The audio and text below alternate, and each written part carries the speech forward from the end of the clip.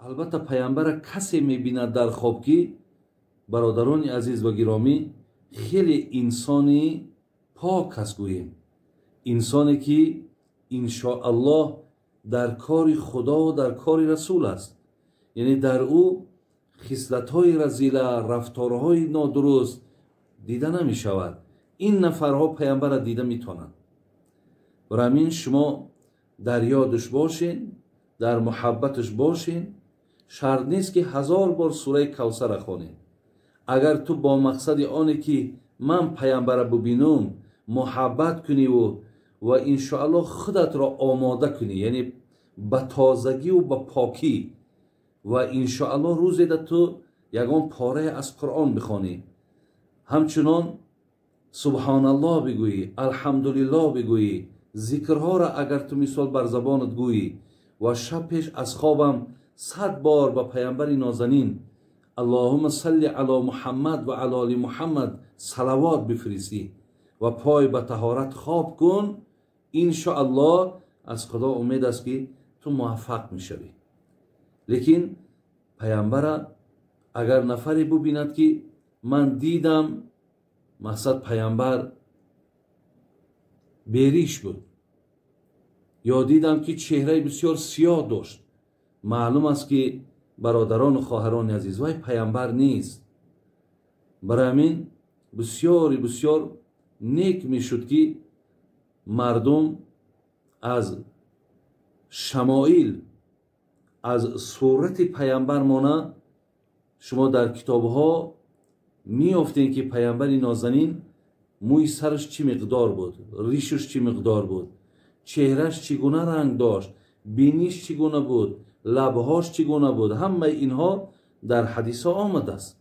برای همین وقت شما اگر از روی خبر کتاب ها آگاهی داشته باشین و چهره پیامبر از خواندگی هاتون تصور کرده تانین، انا با همون صورت ببینین، انشاءالله وای پیامبر است.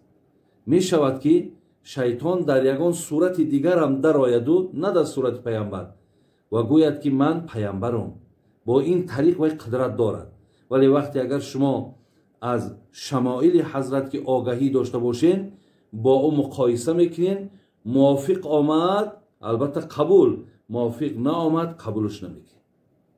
لیکن انشاءالله همون محبتی که شما کنین، همون دوستداری که شما داشته باشین، همون میل هایی که شما داشته باشین، در برابرش با ذکر و با صلوات باشین، انشاءالله شما در خوابهاتون پیامبر نازنین میبینید. سوال دیگری که آمده است، بابای حاجی قرآن را با زبان تاجیکی ختم کنی جایز است و ثوابش مثل ختم با زبان عربی هست یا نه؟ یعنی امروز این سوال خیلی زیاده و بسیار مردم ما الحمدلله رب العالمین که در تاجیکستان ما قرآن با زبان تاجیکی ترجمه کردن و در دست مردم گویم قرآن های با زبان تاجیکی که البته در این به یگان انا گویم جای مبالغش خدمت گویم رهبر دولت است که این قرآن ها را با زبان های تاجیکی برگردانیدن و در دست مردم تقدیم کردند و امروز اکثر خانواده ها از همین قرآن های تاجیکی برخوردارند و امروز در گویم که همون دکان ها فروش این قرآن های با زبان تاجیکی هم هست. برای همین یعنی ترجمه همون آیت های قرآن با زبان تاجیکی هست. زندیاز البته انسانی که از این هم که خواند، از این هم که مقصد برخوردار شود، البته ثواب دارد، زیرا معنایی را که شما میخوانین، معنایی را که شما میخوانین وای قرآن است، یعنی وای معنای قرآن است. زندیاز وای هم از ثواب هیچ کمی ندارد. ولی الله مهربان در بسیاری از جاهای قرآن، از اون جمله در سوره یوسف اگر بینیم آیت 2 میگه این انزلناه قرآنا عربیا لعلکم تعقلون، ما قرآن را با زبان عربی نازل کردیم. البته برادران و خواهران عزیز، برای چی با زبان عربی آمد؟ چرا زبانها زیاد بود و زبانهای دیگر نه آمد، بلکه با زبان عربی آمد؟ چرا پیغمبر آخر الزمان خلاص از گویم مردم عرب آمد؟ اینها به خودش با جوابهای الهیده دارند، اینها به خودشون با حکمت ها دارند. ولی هر کسی که اگر قرآن با زبان عربی خواند، چطوری که با همین زبان نازل شده است که در هر یک حرف او پیامبر نازنین 10 ثواب گفتگی. برای من اینجا دا گپ سری بهتر و بهترین می رود. البته بهترین همین است که ما قرآن با همون طرزی که نازل شده است، یعنی با همون حروف های عربی که آمده است، ما اگر تعلیم گیریم و با همون طرزی که مقصدی در پیش ما قرآن است، با همین طرز اگر ما او را تلاوت کنیم، این نور بالای نور است. البته گویم یک معجزه الهی است. ولی کسی که اگر امکان ندارد دیگر، یعنی دیگر قدرت ندارد، قوت ندارد، یا هرچی حرکت هم که کند دیگر تواناییش بر این نمیرسد، میلش از قرآن تاجیکی هم که خوانین، خدا خواهد ثواب ای را بر روح زنده و مرده تون اگر ببخشین، البته ثوابش میرسد. ولی کسانی که توانایی دارین، شما از قرآن عربی البته به البته تعلیم بگیرید. سوال دیگری که آمده است، بابا جان گفتن برای زنهایی که شوهرهاشون زنی دویم میگیرن سخن گوید تا دلهامون کمی هم باشد آرام گیرد. خواهر ما کسی باشد سوالی کرده است که شوهرهامون زنی دویم میگیرن، خلاص وقتی اینها زنی دویم میگیرن ما بسیار ناراحت میشیم، بسیار غمدار میشیم. یعنی دیگر گویم اکو حسابی که همون مزه زندگی و لذت زندگی دیگر باقی نمیماند. شما یگان سخنی گویین که تا دلهای ما آرام گیرد. یعنی گویا که گویم بر سر این خواهرای ما چلی که بعضی آدما مصیبت به سرشون میآیند، بعد از ما خواهش میکنن که یگان صحبت کنین که تا که همون دردی که ما داریم، همون مقصد فراقی که جدایی که ما از در مصیبت پیدا شده است کمی آرام گیریم. این خواهرها هم از ما همین را سوال کردن. ولی من چی گفتم؟ خواهرای عزیز، اگر من برای شما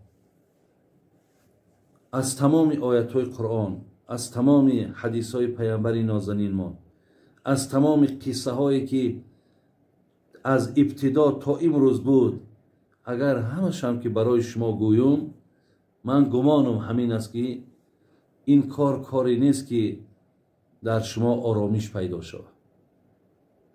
در شما آرامش پیدا شود. زیرا که وقتی سفری که حضرت عایشه مادرمان وقتی پیامبرمان کجایی که سفر میکرد، میگه قرعه اندازی میکرد. یعنی در بین خانماش یک مثل که یک چیزی را پنهان میکرد، هر کسی که میافت اگر همون همسفرش میشید. و در یکی از سفرها عایشه مادرمان میگه من همراه حفصه دختر حضرت عمر رضی الله عنه که اینم یکی از خانم‌های پیامبرمان بود، شما چگونه میدونین ابوبکر صدیق و حضرت عمر خسرهای پیغمبرمان بودند، حضرت عثمان و حضرت علی دامادهای پیامبرمان بودند. میگه در یک سفر همراه حفصه همسفر شدم. بعداً میگه وقتی در یک جا کجاوه میگن بالای شتر ده خانه های میساختن که یعنی براحت دو آدم در آمده در اونجا ایستاده میتونن. میگه حضرت حفصه حکایه میکند که من نگاه میکنم پیامبر بیرون میبراید، کمی مقصد مشغولیت هایی که دارد انجام میتید، آمده راست باز همون خانه عایشه دا میدراید. یک بار دو بار، بعدم بار دیدم که پیامبر از همون خانه که بالای شتر میسازند از او بیرون شد. من دویدم میگه پیش حضرت عایشه آمم. آیشه مادرمان در عمر از حفصه خردترک بود. میگه آمدم گفتم نمیشود که جای همون عوض کنیم، تو جای من رو من جای تو. میگه حضرت آیشه مادرمان قبول کردن. وقتی آیشه میگه من آمدم در جای حضرت حفصه ایستادم و حفصه در جای من، پیامبر میگه بازگشتش آمد و همون جایی که آیشه بود در آمد که حفصه را دید. آیشه میگن من از دور نگاه دارم، نگاه کردم مهلت‌های دراز با حفصه در اون داخل نشست. بسیار ناراحت شدم. شما ببینید خواهرای عزیز که حضرت آیشه چقدر آدمی مثال با ایمان بودن. اینها خانم پیامبر بودن، اینها در کنار پیامبر نازنین بودن. ولی اکو این حالت برعکس مثال یک چیزی هست که یعنی اینها معصوم نبودن، یعنی انسان‌هایی نبودن که تماما گناه نکنن یا تماما از اینها یگان خطا و اشتباه و کمبود مقصد انجام نیابد، بلکه اینها هم کمبودی ها داشتن، اینها هم لغزش ها داشتن. بعدا میگه بسیار ناراحت شدم تا چندی در داخل میگه همین گرمی زیاد چیدن گرفت و میگه پایان فرامدم میگه در گرمای روز بود، بیابان یک نمود خار میگه در همون داخل همون زمین های بیابان بود به نام ازخیر که اونها هم تری خارهای توپی کلانن. بسیاری وقت میگه همین بعضی از همین حشرات ها از اون جمله همین مار میگه داخل همونها دمی در آمد تا که از شعله آفتاب نجات بیابد. وقتی که آفتاب تیزیش میگذشت بعد این حشرات ها از زیر این خارها بیرون میشدن. میگن من راضی شدم که پاهام و مقصد در زیر همون ازخیر در زیر همون خار گذارم تا بگذار مارم که باشد همون پای مرا گزدو، لیکن من طرف حفصه و طرف رسول الله نگاه نکنم. شما بینین وقتی این حالتی که از مادر ما آیشه یعنی از زن این چیز وقتی رخ میتید، یا اینکه اگر سوره تحریم نگاه کنیم در قرآن از آیت یکمش وقتی پیامبر را ببینین برای چی بر خودش خوردن عسل حرام گردانید. در همین بینم بسیار از در باب نزول این آیت بسیار تفسیرهای هر زیله هست. یکی میگن از خانه زینب دختر جحش که یکی از خانمهای پیامبرمان بود، پیامبر دائم عسل میخورد و میآمد. حضرت عایشه مادرمان قطعی حفصه هر دو مصلحت کردن که پیش تو هم که آمد بگو چخیلی که از تنه تو یک بوی بد میاد، پیش منم که آمد منم همچنان میگم. پیامبر در یک حالت انداختن که حتی دیگه همون عسل که حلال کرده خدا بود حتی به خودش حرام خواندش که خدای مهربان پیامبر حتی بگیم که یعنی به یک طریق عتاب گفت که چرا آن چیزی را که خدا به تو حلال کرده است تو حرام میگردانی. در اینجا سبب های نزول های دیگر هم هست که گویا در خانه حفصه به ماریه قبطیه که یکی از گویم همون خدمتگارهای پیامبرمان بود که مادر ابراهیم بود. این وقتی که هم خوابه می شود حفصه که وقتی میگوید که مقصد این کار را باید در خانه من نمی کردی، اونجا حضرت حتی که مقصد نزدیک شدن به ماریه برای خودش حرام میگرداند و الله مهربان میگه برای چی تو آن چیز را که حلال بود حرام گردانیدی. زین لحاظ یعنی بعضی حالتهای هست خواهرای عزیز که در حیات زنهای پیامبر در حالت گویم زنهای اصحاب پیامبر گذشتگیان، یعنی تاب آوردن و طاقت کردن حقیقتا برای زنها خیلی و خیلی مشکل است. برای همین اکنون من برای شما مسئله را بیارم که دل شما آرام گیرد، یا اینکه مقصد که انا دیگر در ذهن تو همین فکر و همین کاروبار زن دوم شوهرت مقصد از ذهن دور رود.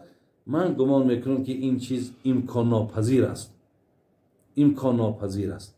حتی امروز یک برادر من همین روز سوال دادن که من میخوام زن دوم طلاق کنم.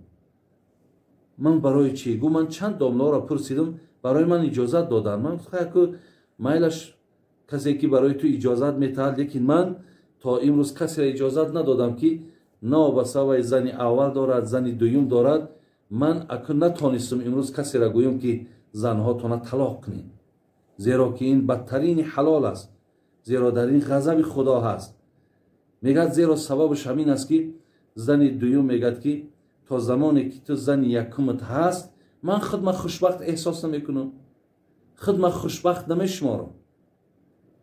бинед, барои ҳамин ин масъалаҳо дар байни мардҳое ки ду зану як зан доранд ё се зан доранд, албатта ин масъалаҳои якдигар нофаҳмӣ дар байншон ҳаст. зениёз хоҳарои азиз, албатта ин барои оне ки шумо қалбҳотон ором гирад, шумо бояд занҳои хонанда бошед. шумо худотон агар мехонден, шумо худотон агар аз ояти қуръон, аз ҳадисҳои пайғамбар огаҳӣ медоштен, хоб дар инҷа оромиша шумо аз инҷа пайдо мекардем, аз инҷа пайдо мекардем. зеро агар ман ҳозир барои шумо чизе ҳам ки гӯём, мегӯй хай ина мардай, ин тарафдори ҳамун мардҳоро мекунад, бо шояд ки ин хел баҳогузорӣ ҳам шумо кунед. барои ҳамин ман пештарам мегуфтам ки мардҳое ки мисол мехоҳанд зани дуюм ё сеюм гиранд, барои зани дуюм ва сеюм гирифтан бояд ки ҳамаи омодагиҳоро дошта бошанд, ҳамаи фикрҳоро бояд кунанд. баъд мақсад онҳо даст ба ин кор бизананд, зеро ки ина баъд мушкилотҳо баъд сахтиҳо ҳарчӣ пайдо шудан мегирад. хоҳарои азиз, худованд сабртон тияду. аллои меҳрубон мардҳое ҳам ки ба ин кор даст мезананд, ҳеҷ гоҳ мақсад дар баробари оне ки ба зани дуюм эҳтиром мегузорад ё майл мекунад ё муҳаббат мекунад, ҳамон майлу муҳаббата аз занҳои аввалшон ҳам кам накунад.